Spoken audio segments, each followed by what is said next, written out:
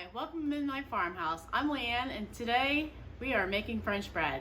And if you're new to my channel, I do cooking and baking from scratch, canning and dehydrating videos, and if that interests you, please consider subscribing to the channel. And if you find value in this video, please hit the thumbs up button. It really helps my channel to grow and I sure do appreciate it. We are making French bread out of a Mennonite cookbook. Folks, hopefully, I keep hearing people say, you make it look so easy in the comments. It is easy. You just have to have the will to do it. It will come to you. It might not be perfect on the first loaf, but who cares? You made it. That's the important part. We're going to show you how to make French bread from scratch for your table tonight. Let's get started. The recipe I'm using is from the Mennonite Country-Style Recipes and Kitchen Secrets Cookbook. And you can find it on page 55. You'll need a half a cup of warm water to 4.5 teaspoons of dry active yeast or 2 envelopes of yeast, 2 teaspoons of sugar. Then you're going to need 2 cups of boiling water with 2 tablespoons of shortening, 2 tablespoons of sugar, and 2 teaspoons of salt. Then at the end we'll be adding 6.5 to 7 cups of flour. Now I'm using bread flour, but you can probably use regular flour, but this will give you a better product. To start, we're going to add 2 cups of the water to a small saucepan, along with 2 tablespoons of shortening, 2 tablespoons of sugar, and the salt. Then we're going to bring that to a boil and let it come back down to 110 degrees. And as that mixture is cooling, we're going to add our water, our sugar, and our yeast together and let that sit for 4 minutes. Then I just gave it a quick stir with the mixer and the dough hook. And right here, I'm just trying to make sure it is the right temperature before we get going. Below 120. So we're going to add this into our yeast mixture. And with your spoon, you want to scoop your flour into your measuring cup and not pat it down. You just want to level it off and add it to your. Now we're going to just add the first 2 cups and mix it.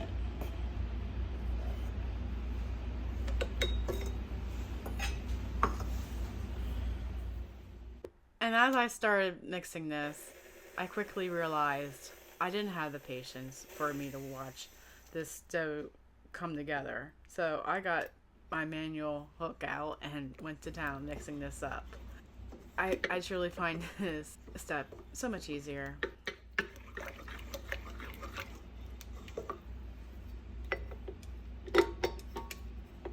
Then we're going to add some more.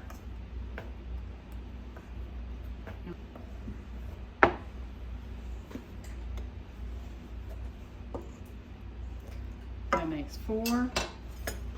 That makes 5. And that makes 6. And I'm probably going to need at least 7 because humidity is 90% here today. In the middle of January. All right.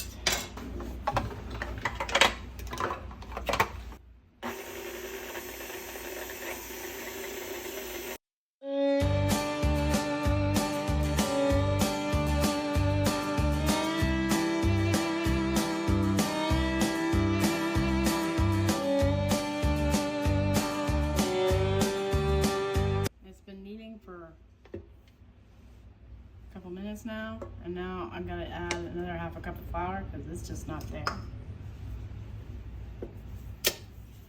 It's easier to add a little bit at a time. You can add, but you can't subtract with flour.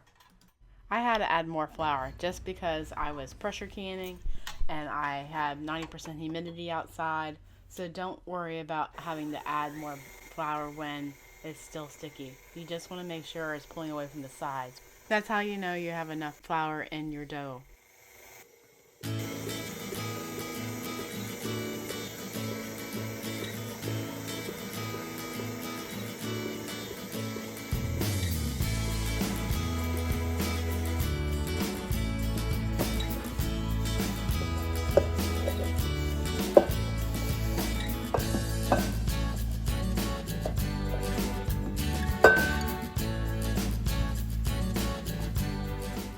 I just like to knead it a couple minutes, maybe 1 or 2 minutes, just to get it shaped into a ball and see if it has the gluten strands developed enough.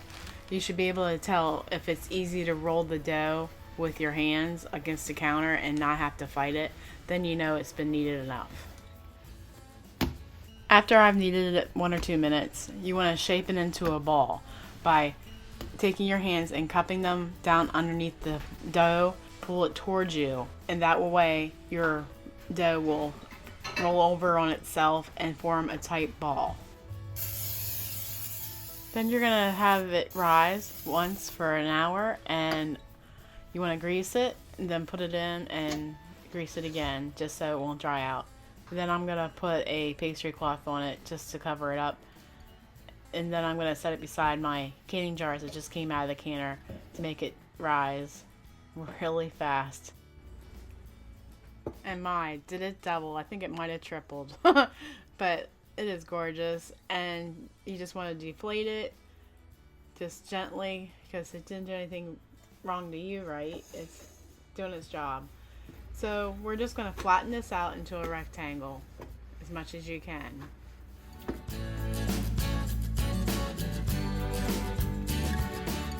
This dough was really easy to work with, and you just want to flatten it into a rectangle shape, and then we're going to cut it in half. Then we're going to roll each piece up like a jelly roll, or would you roll up like cinnamon rolls?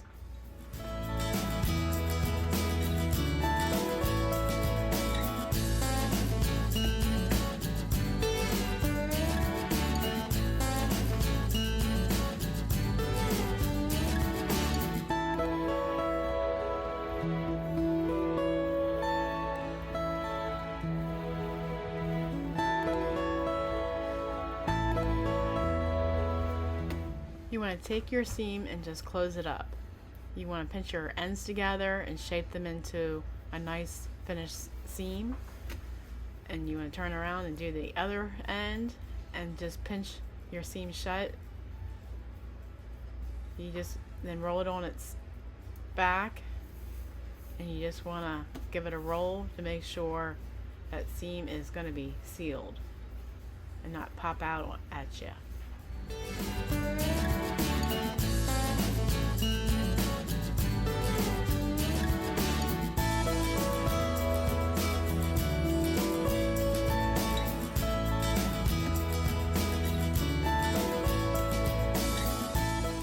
I'm just using a cookie sheet with a slip mat on it. You can use a cookie sheet with parchment paper or even a French bread pan, which I would like to get someday in the future, but not today. If you like French bread pizza, you could use this recipe and just pre-cook your dough.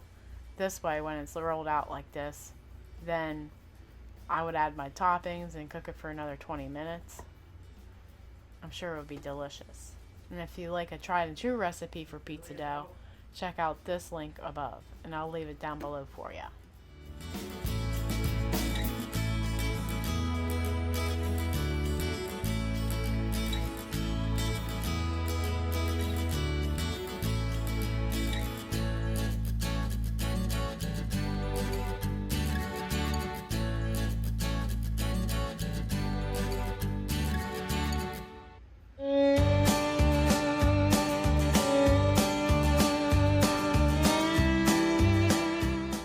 Now, bread scoring is allowing the steam to escape while baking, and it'll allow your bread to not explode or blow out on the sides.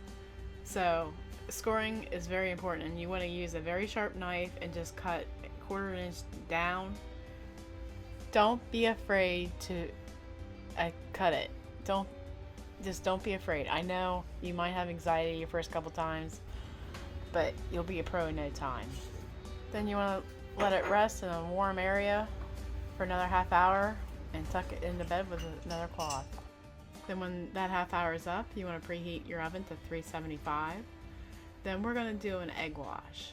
You just want to take an egg and 2 teaspoons of milk.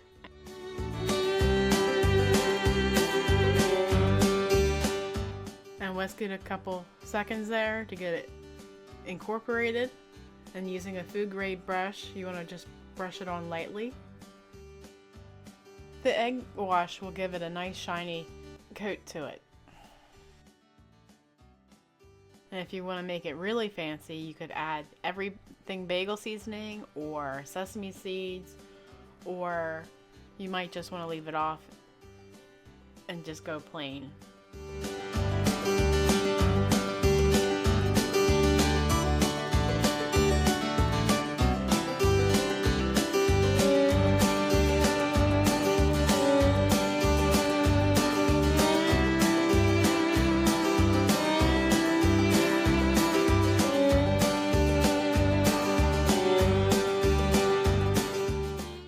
Then bake in a preheated 375 degree oven for 20 to 25 minutes or till golden brown.